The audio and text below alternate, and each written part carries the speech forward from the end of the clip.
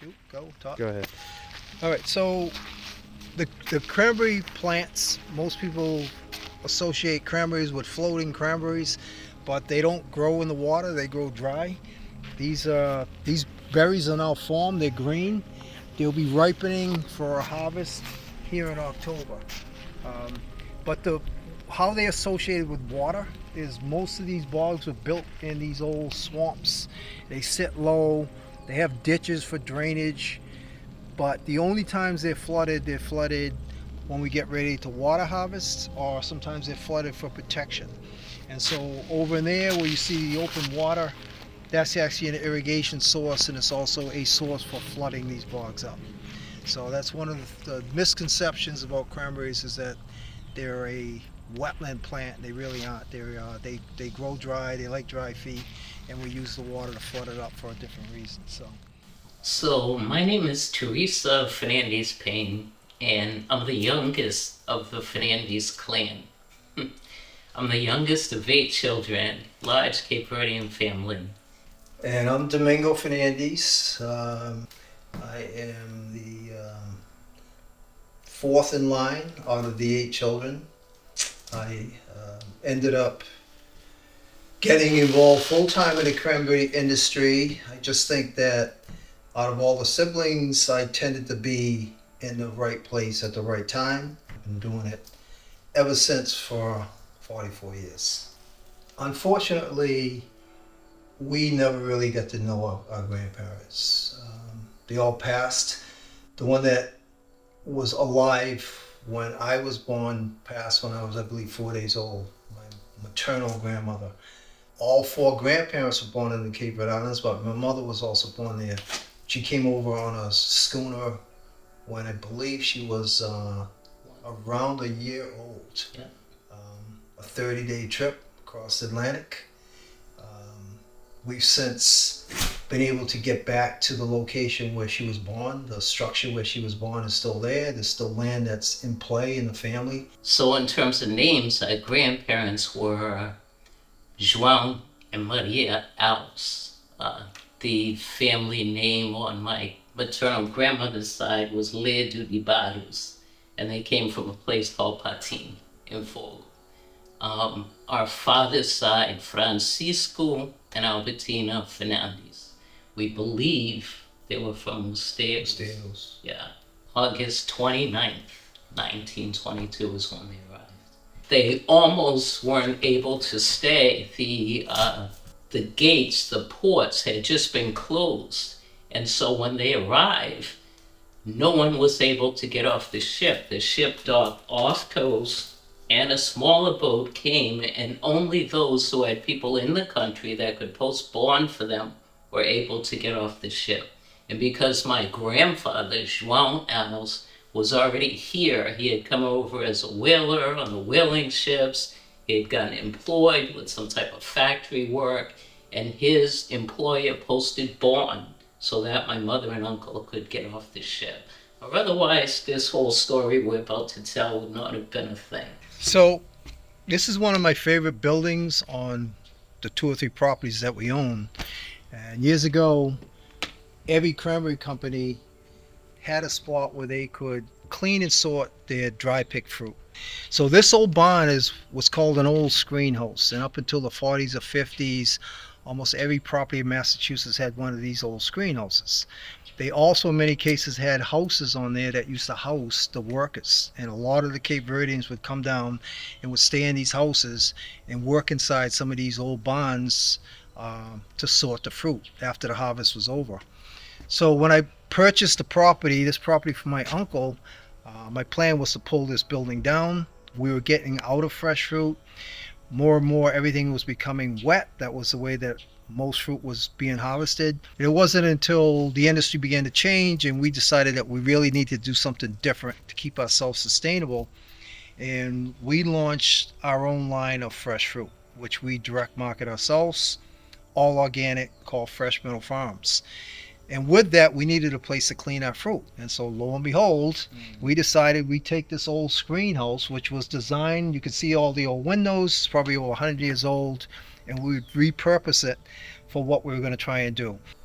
I think particularly down here in the region where we grew up, um, there were a lot of similar stories. So many of them came down here, and it was directly related to the need for cranberry labor that was taking place in a quickly escalating cranberry industry. Cape Verdeans came over primarily through the whaling ships, but what generally brought them down into Wareham and Carver was directly tied to the cranberry industry. We grew up in a thriving Cape Verdean community in Carver. It was a large community, it was a connected community. We share so many stories about just how amazing it was in those days because you knew everybody and people looked out for each other, and there were huge sections of the town that were Cape Verdean owned. Entire streets, some which have been renamed after families because of the number of people that lived in our community. It was incredible, the diversity. Not just the diversity, and again, we didn't realize the significance of that until we grew older. And so I think back, it was just so significant. If you think back, as we were young and growing up in the 50s and 60s and 70s, to have that much minority ownership in a town this big. On my paternal side, my grandfather, he was known for buying up land. He was involved in building bogs, but at the same time, much of the Cape Verdean experience was involved with building bog and the harvest. A percentage of those people actually got into buying land, and some of them got into building their own bog. And on the other side, on my mother's side, some of the property that we're still running was bought by my grandfather. So we had it on both sides in terms of how the cranberry had affected us. We grew up on a property that my maternal grandfather had purchased. My mother's brother had purchased land adjacent to it, and that was quite a farm. Not only did they grow vegetables and produce, but he raised animals. That was his love. I think that clearly translates back from that farming community, farm folk. Our grandparents were strategic in buying that particular parcel of land on 58 because we often felt like, how come we're the only ones on Main Street? All the other Cape Verdeans were on Center Street, still Purchase Street, and here and there. But they knew what they were doing. My father came to this country from the Cape Verde Island about 1900. They landed in New Bedford, Mass. That was the time of a great influx of other immigrants, and the reason, I suppose, was common to all of them, looking for better life, leaving a poor country and coming to another country for a better life. Arriving in New Bedford, he heard there was a lot of work in this area building cranberry bogs. So these are actually my parents. This is Albertina and Domingo Fernandes. My mother would, she'd probably shoot me for holding up her picture. She was camera shy. This is her in her younger days working on the bogs. So that's long before I became an item. My father here with his load of cranberry bogs, pushing them off the bog. Again, he looks really young, so that's before we came along. But both of them had bogs of their own. They were both property owners before they got married. Then they came together and amassed more bogs, and that was the beginning of really our family's legacy in cranberries. But both of them were so well known for their work ethic, but not just in cranberries, just in so many things in the community. My father in Carver had quite a reputation. He chaired the Democratic Committee. He was head of the Finance Committee. He was a coach for Little League. They dedicated all the fields in town to his memory. He was also school committee, so they were very engaged in the community. My mother was an entrepreneur. She started a cake decorating business from home, which when she wasn't picking cranberries and doing that stuff, she was running her thriving business. So yeah, two hardworking, amazing people who were adored. We're blessed to have Mom until the age of 97. She passed away just 5 years ago. And she was a walking, talking history book. So I'm sorry we didn't chronicle more. Sharp as a tack until the end. Um, but so many fond memories here. I see her side profile picking cranberries, running one of the machines, which I think if she hadn't had an injury, she would have been picking until the end. I think she was 80 years old, still walking behind a picking machine. So my parents would work side by side on the box. My earliest recollection was the two of them working hard side by side. They talked about the difficulty of making that first purchase of land, but they purchased some land, and in some ways it became somewhat of a destination for the family. This land was in Kingston, and we remember many times going out there as fairly young children and working the bog. But they strategically made that experience something other than just work. We used to go out there, there was a campsite on the side. He had set up this little sprinkler hole where we all learned how to swim. And so it was, later on as you have discussions with some of your peers, and they couldn't understand how we looked at that experience fondly, working the cranberry bogs and the type of things we did.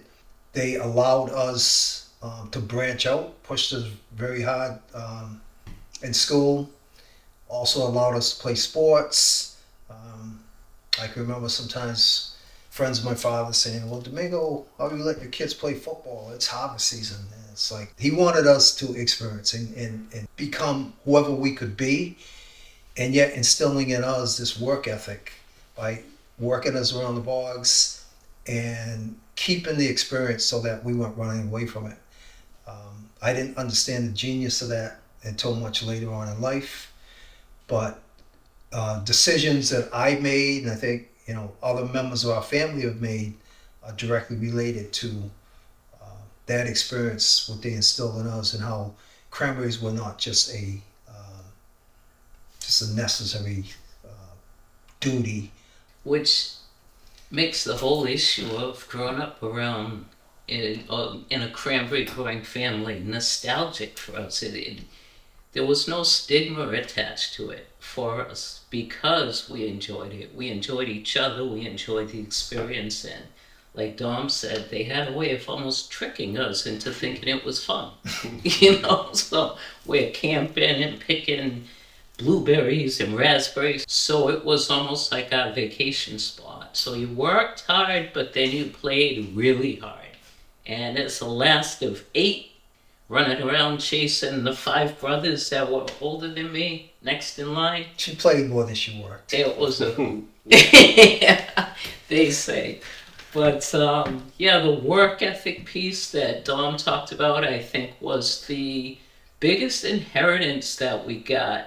That was a direct line from the grandparents, and they got it from the great-grandparents, but there was just this sense that you work hard and you enjoy the fruit of your labor.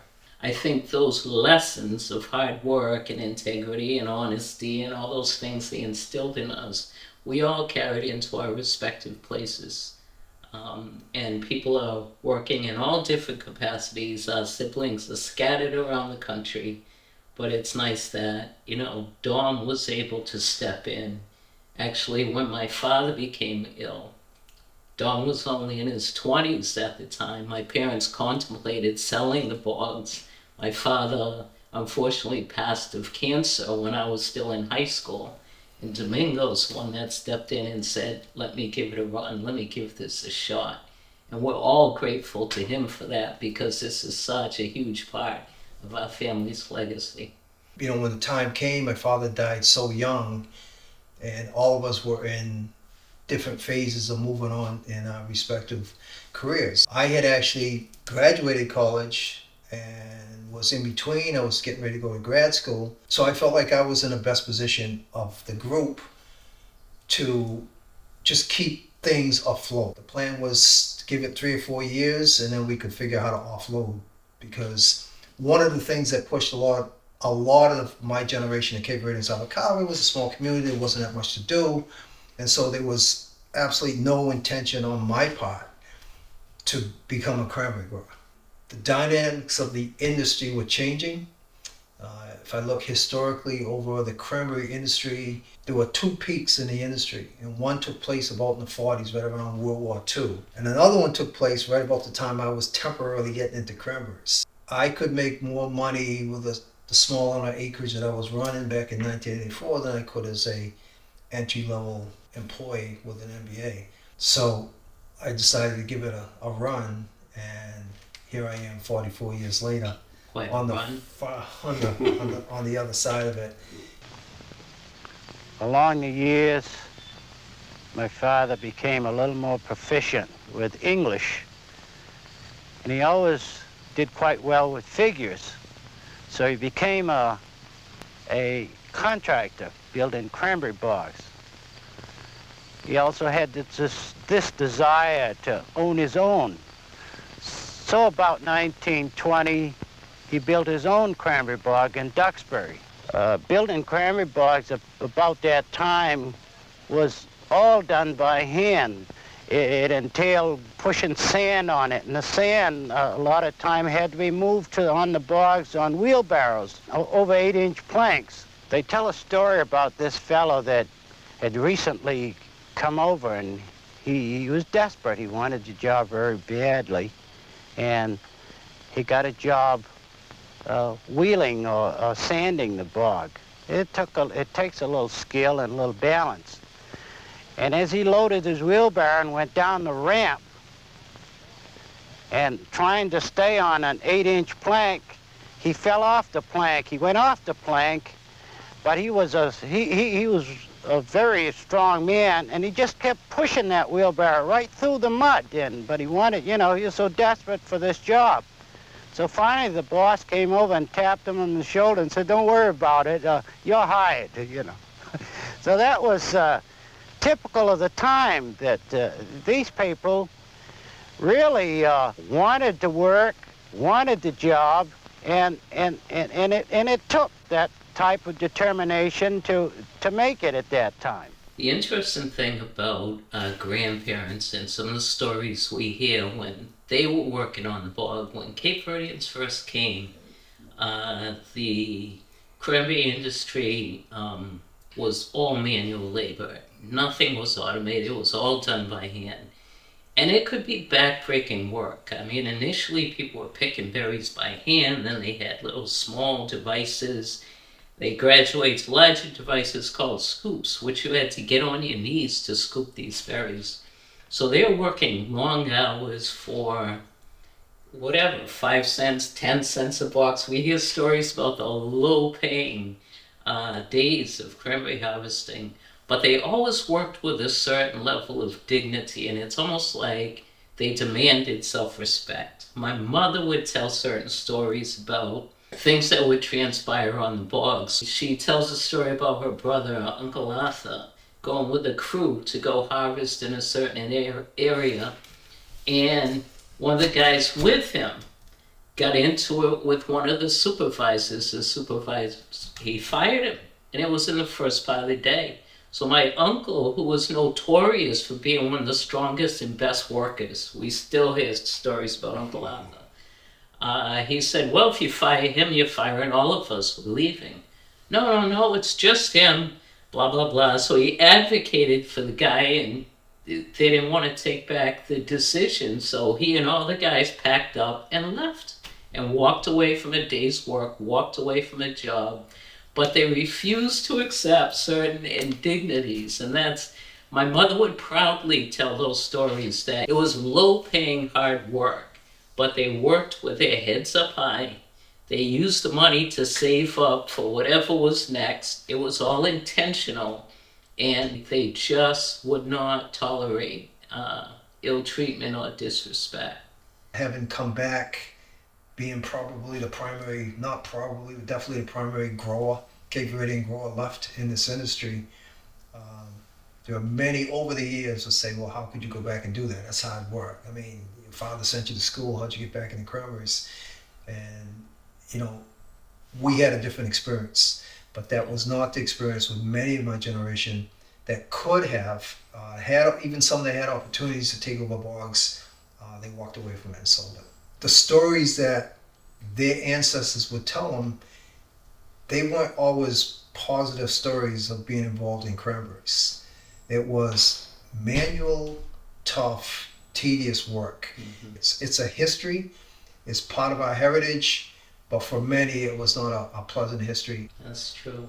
And I think that's a testament to our mother and father's ability to kind of withstand those days of hard labor, and then to take it, create something out of it, and to really bring us into an experience that was different. So in this picture that I held up earlier, this is actually the device that my mother was using, something like this. This was called a snapper, and they used it either sometimes to pick the younger bogs so it'd have less damage to the vines, but I think they would just use more frequently in the early days.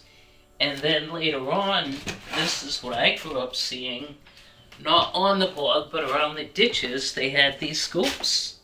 And before there were automated pickers, the cranberry growers would get down on one knee and boom, and just snap, not one knee, both knees. And they would go across the bog, snapping with this rocking motion through the vines. And you might say, well, you know, the Cape Verdean guys worked hard at that. Not so. My mother talks about all the women and how it was almost competitive with who could pick more. My mother was competitive. She loved picking by the box. And she used to talk about leaving her nursing job in the fall. My mother also studied and became a licensed nurse. And she said she could make more money on the cranberry bogs in the fall than she could in nursing when she picked by the box because she was that good. This is after the wages had increased. So the snaps were a huge part of the early days of the bogs. And this is the thing that a lot of Cape Verdeans will remember the cranberry bogs for. So when I moved back full time to take over the bogs, my mother was in her early 60s, and she became my partner. She really did.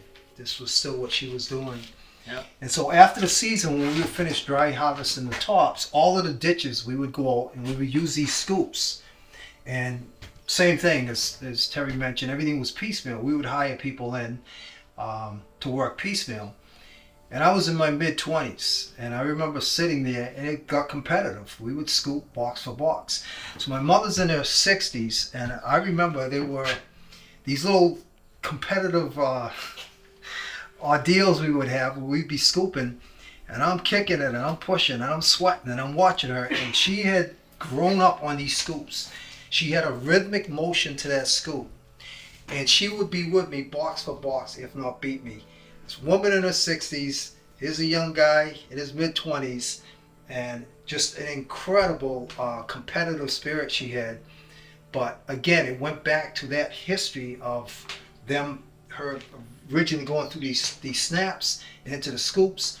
And when they were coming up, they weren't just scooping ditches, they were scooping entire bogs with this. They would rope off these sections, and each would have their lane, and they were responsible for picking all those berries. And you'll see those pictures of Cape Verdeans lined up across the bog with these snaps and these scoops.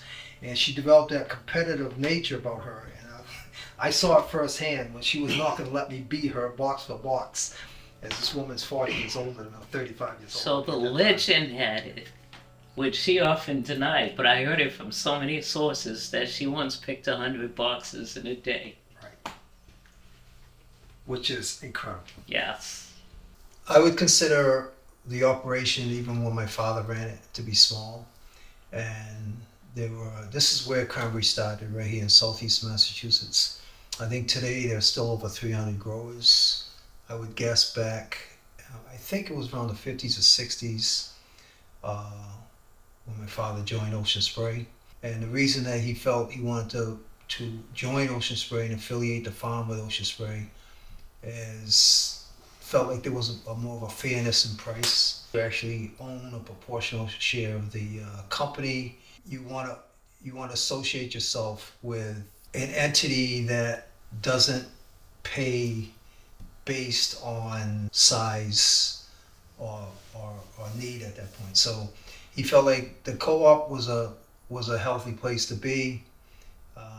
And when I took over the cranberry bogs, I've kept most of the acreage in Ocean Spray. But as the industry changed, we began to explore different ways of keeping everything viable. And that's when we began to do some direct marketing and also look at other options. You know, my earliest recollection, there were still quite a few Cape Verdean growers. I don't know what that number is, but there were quite a few. I know you could count them out on, you know, a couple of hands, and there weren't really a lot of large growers. There were a few fairly large Cape Verdean operations that have moved out over the past 40 years. But when I got in full time back in 1981, there was still a good representation of Cape Verdean growers in this industry. So I saw probably the first 10 to 15 years is when they were most of the Cape Verdean owned operations went out. And it happened pretty quickly. And by the time the price really peaked, about 10 to 12 years later, some of the generation in my era that could possibly have gotten involved couldn't buy back in. So those numbers went from, my guess would be somewhere around 15 to 20 Cape Verdean owned cranberry bogs back when I started in 1981, to I can count 4 that I know of right now. And of the 4, you know, they're all fairly small, 2 acres, 4 acres. There's another one that's around 12 acres. They're all in Carver. I think the last Cape Verdean grower owner in Wareham has stopped growing. So when did I begin to realize the significance of it? I think it's slowly grown on me over the years, but particularly as I get to the tail end of my productive years, that's really been kind of my drive, is to tell that story. You know, more and more you begin to realize, you know, I don't know if it was the trips back to Cabo Verde or some of the tours we've done and some of the young Cape Verdeans, and it keeps coming at me just how significant this is. And you begin to realize that really the history of it, how it ties into the whole immigration pattern. You know, I look at it as I reluctantly got into this business back in 1981 to 84, and I always felt like, you know, I hit a certain age and, you know, it's time to retire and pack this thing in. And now I'm reluctantly trying to figure out a way to get out, because I feel like I don't feel like retirement for me would be to walk away from this completely. I think retirement for me is to slow down, but any role I can play and continue to hold on to the significance of the Cape Verdean cranberry operation and continue to tell that story. Everything I'm doing right now is to try and find ways to keep the operation viable enough so that this connection stays there. We have interest from some of the younger generation, but not as a full-time grower. It's not an industry. I couldn't even encourage my kids to do this full-time, but I think there are aspects of this that could grow legs and continue. And so that's my charge. That's my goal, is to find a way to keep enough of this operation alive so that we can have these discussions and we can talk about and we can share some of the connections to the history of the Cape Verdeans directly. So One of my first jobs when I was, a little kid was pushing the boxes underneath the little hopper that screened the berries. When I was too young to do that and all the boys were doing something, I felt left out. She would say, "You can get the empty bags." So my job was to get the empty burlap bags and to walk them out to the bog and to hand them to her. And she would say, "Terry, you have a very important job. Without the bags, we can't get the cranberries." So, yep, that was how it all started. And boy, just so many happy memories that surrounded the property and the whole process. Teresa has career as a school teacher, as did my brother John, and they retire. And what are they doing? They're back out helping on the bog. So we were able to get Teresa out this past year to run a Furford picker machine, First which she time. had just spoken about with my mother, and it was pretty incredible because the way she picked it up, and all I could see was my mother out there on this machine. So I often wondered why my father and other Cape Verdeans of that era persisted in such a low-paying and hard work. I suppose the lesson that I learned is that notwithstanding all that, the person can keep his dignity and maintain a sense of pride. I think that's a lesson that they leave to us.